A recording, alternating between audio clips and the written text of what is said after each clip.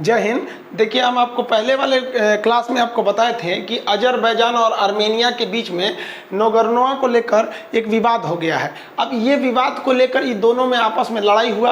Armenia ने क्या किया, अजरबैजान के जहाज को, हेलीकॉप्टर को मारकर गिरा दिया यहाँ पर। अब इन दोनों में विवाद चल ही रहा था कि अब आप यहाँ पे पूरे दुनिया के नक्शा में देखेंगे तो ये आर्मेनिया है, ये अजरबैजान है और ये आर्मेनिया है। अब यहाँ पर हिंदुस्तान है तो आप देख रहे हैं ये कितनी दूरी है यहाँ से। इंडिया इसलिए रख रहे हैं ताकि आपको पता रहे कि इंडिया से इसका क्या इफेक्ट पड़ेगा। अब यहाँ पर भाई साहब ये तुर्की हैं। तुर्की ने आज एक अलग सा कांड कर दिया। तुर्की के जहाज ने घुसकर आर्मेनिया में आर्मेनिया के जहाज को मार के गिरा दिया। मतलब अजरबैजान के साथ तुर्की इस कदर है कि आर्मेनिया में घुसकर हमला कर दिया, जबकि इस स्थिति 2 दिन पहले उल्टी थी। आर्मेनिया फ्रंट फुट पर था, आर्मेनिया हमलावर हो गया था, इसने अजरबैजान के जहाज को मार के गिरा दिया था। अजरबैजान ने किसको बोला? तुर्की को बोला। अजरबैजान बोला तुर्की को, तुर्की ने मार के आर्मेनिया का SU-25 है, 35 नहीं है, SU-25 एक पुराना किस्म का जहाज है, हालांकि ये डबल इंजन का था ये, लेकिन ओल्ड डेटेड था, तो इसको मार के गिरा दिया।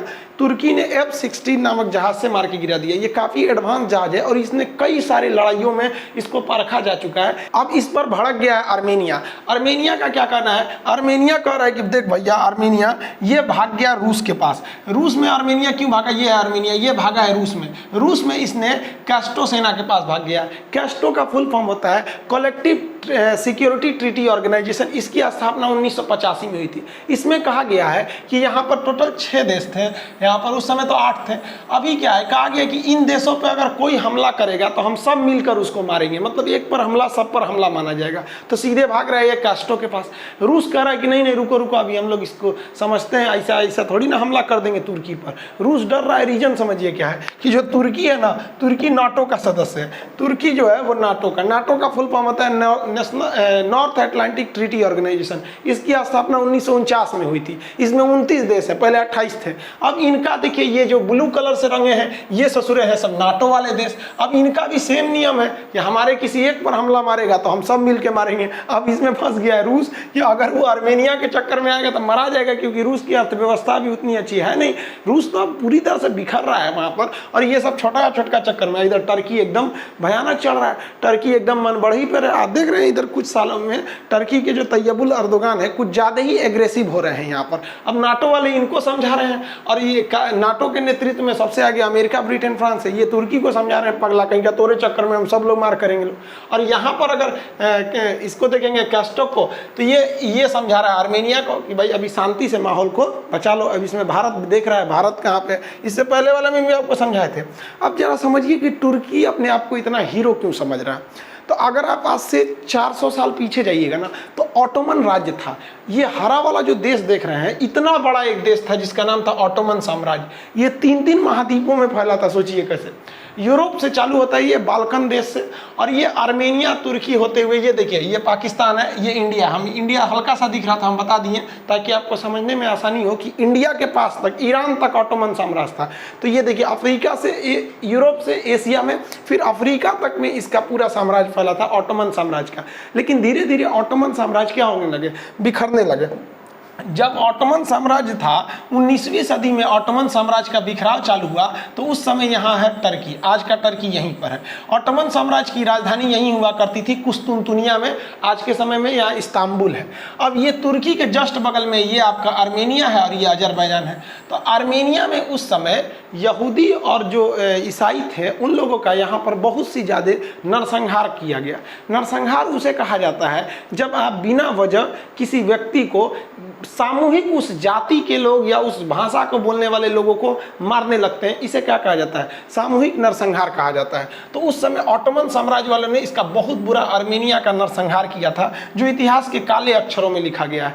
खोज खोज के बिना मतलब मार दिया गया आर्मेनिया के लोगों को, चाहे वो ज्यूज हों चाहे वो क्रिश्चियन हो, कि भैया हमारा पावरफुल है। आप अगर हिस्ट्री उठा के देखिएगा तो बहुत सारे ऐसी घटनाएं मिलेंगी जो गलत है। ये वहाँ पे तुर्की के द्वारा आर्मेनिया का जेनोसाइड या यानी नरसंहार गलत है, हिटलर द्वारा ज्यूस का भी गलत है, तुर्क या इजराइल द्वारा लेबनान में भी किया जाना गलत है। रीजन क्या है कि भाई आपकी राजनीतिक लड़ाई में ये मासूम बच्चे क्यों मरने लगते हैं, इन लोग को क्या कांड होता है यहाँ पर, आपके नेतृत्व में आप अपना वर्चस्व दिखाना चाहते हैं, सब गलत है। ऐसा नहीं होना चाहिए, किसी को जेनोसाइड में इतना लॉस हो जाएगा, मतलब पूरी एक मानवता शर्मसार हो गई। अब तुर्की जो है वो इस बात को मानने को रेडी नहीं है, कहता है कि नहीं ऐसा कुछ हुआ ही नहीं था। अब इसी को लेकर एक और बहस छिड़ गई, तुर्की कहता है कि ऐसा हुआ ही नहीं था। इसी में एक रिपोर्ट आ गई, इसका विस्टेकर रिपोर्ट आई 1985 में, इसमें कह दिया गया कि नहीं ऐसा हुआ था, लगभग 1.5 लाख लोगों को मार दिया गया था। अब तुर्की इसको मानने को रेडी ही नहीं है। इतना कि अगर आप तुर्की में इंटरनेट पे जाके इसको सर्च कर देते हैं या कोई वीडियो अपलोड करते हैं या कुछ इस पर पब्लिश कर देते हैं, ब्लॉग लिख देते हैं, तो आपको जेल हो जाएगी तुर्की में। ये तुर्की में भाई साहब इतना खतरनाक रूल बना दिया इन लोगों ने। अब तुर्की का साथ देने के लिए बेताब बैठे हैं कौन, ये पाकिस्तान भाई साहब। इनको क्या करना है, ये जानते हैं कि तुर्की के पास टेक्नोलॉजी है, तुर्की के पास पैसा है, ईरान के पास पेट्रोल है और आतंकवादी के पास तो इन लोग की कोई कमी ही नहीं। तो ऐसा गठबंधन बहुत ज़बरदस्त रहेगा, पूरी दुनिया को हम लोग चला सकते हैं लोग यहाँ पर। तो इसलिए ये तुर्की के फेवर में रहते हैं भाई साहब। ये तुर्की के फेवर में इस कदर हैं जिसका कोई हद नहीं। इतना तो गुलाम भी फेवर में नहीं रहता है। ये कहते हैं कि इसने बोला, अब तैयबुल अर्दोगान ने बोला कि इनका अपना देश का मैटर है, आप समझिए हम काहे को इंटरफेयर करेंगे। हम भाई साहब की बात बताते हैं। इन्होंने कहा कि देखो जो आर्मेनिया में लोगों को मारा गया था ना, आप ये बात मन में नहीं कीजिएगा कि ऐसा माना गया था, आप कह दीजिए गलत है। तो इनकी वफादारी देखिए, इन्होंने कहा कि गलत है, अरे गोली मारिए, हम तो ये मन में नहीं करेंगे आर्मेनिया कोनो देश है। अरे भाई साहब ऐसा वफादार मिल जाए तो हम लोग के यहाँ तो ऐसा वफादार कुत्ता भी नहीं होता है सब। ये लोग कितने वफादार हैं सोचिए।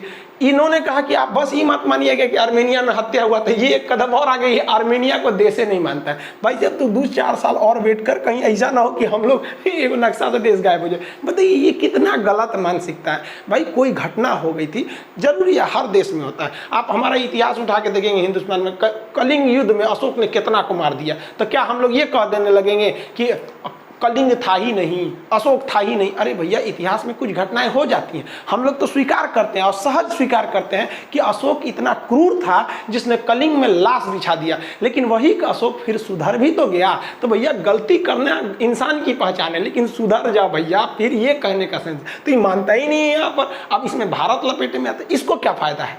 तो ये कहता है इमरान खान, मतलब पाकिस्तान, कि आप भी कहिएगा कि कश्मीर हमारा है। तो मतलब ये कश्मीर के मुद्दे पर इनके साथ खड़े रहते हैं और ये आर्मेनिया के मुद्दे पर उनके साथ खड़े रहते हैं। अब इसमें भारत पिसा जाता है कि भारत को तुर्की का साथ चाहिए, क्योंकि भारत और तुर्की में टूरिज्म बहुत ज़्यादा है। यहाँ से लोग घूमने वहाँ जाते हैं, वहाँ के लोग भी आते हैं, स्टूडेंट्स भी जाते हैं, इंडस्ट्रीज भी बहुत ज़्यादा है। 10 बिलियन से ज़्यादा का व्यापार हो रहा है और ये आगे जाके बढ़ेगा ही, क्योंकि तुर्की भी डेवलपिंग कंट्री में है और हम लोग भी डेवलपिंग कंट्री में हैं।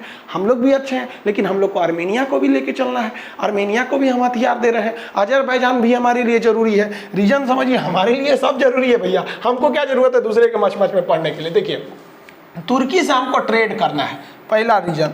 तुर्की हमारे लिए ज़रूरी है, तुर्की से ट्रेड करना है। आर्मेनिया को हम हथियार बेचते हैं और अजरबैजान फ्यूचर में हमको पेट्रोल की सप्लाई कर सकता है। तो हमको इन तीनों से संबंध बना के रखना है, लेकिन ये ध्यान रखना है कि हमारा अपना घाटा ना हो। इसलिए तुर्की वाला थोड़ा ज़्यादा होशियार बन रहा है। तो ये तुर्की वाला पाकिस्तान से कुछ ज़्यादा साठगांठ कर लिए थे, तो इनको समझ में नहीं आ रहा है कि इधर मोदी बैठल है। ई का किए यूएनओ में गए थे भाषण देने के लिए। अब आर्मेनिया के प्रधानमंत्री को फोन करके अचानक बुला लिए, आइए हम लोग मीटिंग करते हैं। ये तो अचानक बुलाने में माहिर आदमी है। अचानक पत्नी से क्या झगड़ा हो गया, अचानक प्रधानमंत्री बन गए, अचानक इमरान खान के बेटी के बियाह में चल गए। तो अचानक झटका देने के लिए मशहूर आदमी है। आप जानबे करते हैं, अचानक सर्जिकल स्ट्राइक, अचानक एयर स्ट्राइक, अचानक नोट बंद, अचानक GST, अचानक किसान बिल। ये भाई साहब नरेंद्र मोदी ब्रैकेट में लिखना चाहिए अचानक। तो ये अचानक बुला लिए इनको। अब तुर्की वाले को भाई साहब को बुरा लग गया। अब मोदी जो है हमारे देश के प्रधानमंत्री, ये क्या संदेश देना चाहते हैं? ये यही देना चाहते हैं कि भाई साहब अगर आप पाकिस्तान के साथ मिलके, कोई दिक्कत नहीं है, अगर आप पाकिस्तान से मिलकर कश्मीर का मुद्दा उठाइएगा तो याद रखिए कि हम भी आर्मेनिया से उठकर आर्मेनिया के साथ मिलकर और आर्मेनिया के जेनोसाइड का मुद्दा उठाएंगे। पाकिस्तान अगर किसी मुद्दा को उठाता है तो दुनिया में उसकी कोई खास वैल्यू नहीं होती है, लेकिन अगर भारत उठा दे तो दुनिया का सबसे बड़ा लोकतंत्र है हम लोग। यहाँ पर हमारी बात की वैल्यू होती है कि ये लोग फालतू बातें नहीं उठाते हैं। इसलिए तुर्की वाले भाई साहब हम आपसे हाथ जोड़ के कहते हैं कि देखिए हमसे आपका रिश्ता अच्छा है, लेकिन कश्मीर मुद्दे के ऊपर पे आप आएंगे ना तो देश से बड़ा हमारे लिए कुछ नहीं होता है। कुछ को छोड़ सकता है आदमी, पहले देश हो गया, बाद में कुछ देखेंगे लोग। तो हमें व्यापार भी करना है, हमें तुर्की चाहिए फ्यूचर के लिए, आर्मेनिया चाहिए पेट्रोल के लिए, हथियार बेचने के लिए, और अजरबैजान चाहिए पेट्रोल के लिए। लड़ो ससुरो तुम लोग यहाँ पे, हम लोग को क्या मतलब है, हम लोग को बस साइड से रहना है। लेकिन हाँ भाई देश के मैटर पे आओगे ना तो हम लोग किसी को ना सुनने वाले हैं, चाहे कुछ हो जाए। रूस हमारा इतना अच्छा दोस्त है, रूस चिल्लाते रह गया कि आप अमेरिका से हथियार मत खरीदिए, लेकिन हमारे देश को जरूरत था एडवांस, हम खरीद लिए। और वही अमेरिका चिल्लाते रह गया कि रूस से आप S-400 मिसाइल मत खरीदिए, हम खरीद लिए। क्योंकि हमारे लिए जाति धर्म मजहब दोस्ती साइड में, सबसे पहले देश, हमारा देश रहना चाहिए, बाद में कुछ रहे चाहे ना रहे। तो हम लोग भी बहुत सोची समझी रणनीति से चल रहे हैं। आई होप आप इसको समझ रहे होंगे। एक्चुअली आज थोड़ा तबीयत मेरा गड़बड़ है, तो इस हफ्ते में वीडियो थोड़ी डिस्टर्ब रहेगी। ये लाइट ज़्यादा कर देता था ना, तो हमको थोड़ा डॉक्टर ने चश्मा लिख दिया, इसको 1 हफ्ता पहनना है, फिर जाके ये ठीक हो जाएगा। तो इस हफ्ते आपको वीडियो थोड़े डिस्टर्ब रहेंगे। हम समझते हैं कि आप लोग इंतजार करते हैं, आप लोगों ने जो इतना सपोर्ट दिया ना, तो मन भी ऐसा लगता है कि आदमी बीमार भी पड़े तो आप लोग के लिए वीडियो बनाए, क्योंकि एजुकेशन चैनल को आप लोगों ने सबसे तेज ग्रोइंग चैनल बना दिया। तो सॉरी इसके लिए, थोड़ा तबीयत खराब था, इसलिए वीडियो आने में इस हफ्ते थोड़ी सी दिक्कत आएगी। आँख में थोड़ा सा सूजन हो गया है, लाइट ज़्यादा पड़ जाता है ना, क्लास भी ज़्यादा हो जाता है, एप्लीकेशन पे भी क्लास ज़्यादा हो जाता है ना, तो स्टूडियो में क्या है कि चारों ओर से लाइट रहती है सब, तो थोड़ा सा प्रॉब्लम आ जाता है। तो आई होप आप समझेंगे, माफ़ कर देंगे इस हफ्ते के लिए। नेक्स्ट हफ्ते में आपकी सेवा के लिए हमेशा रहेंगे, क्योंकि आपने हमारा सपोर्ट किया, तो मेरा भी फ़र्ज़ बनता है आपका सपोर्ट करें, क्योंकि हिंदुस्तानी का तो यही फ़र्ज़ है कि भैया जो साथ है उसके साथ हम भी खड़े रहेंगे। लेकिन तबीयत भी कभी कभी धोखा दे जाता है। तो आई होप आप इसे समझते होंगे। मिलेंगे नेक्स्ट क्लास में। जय हिंद।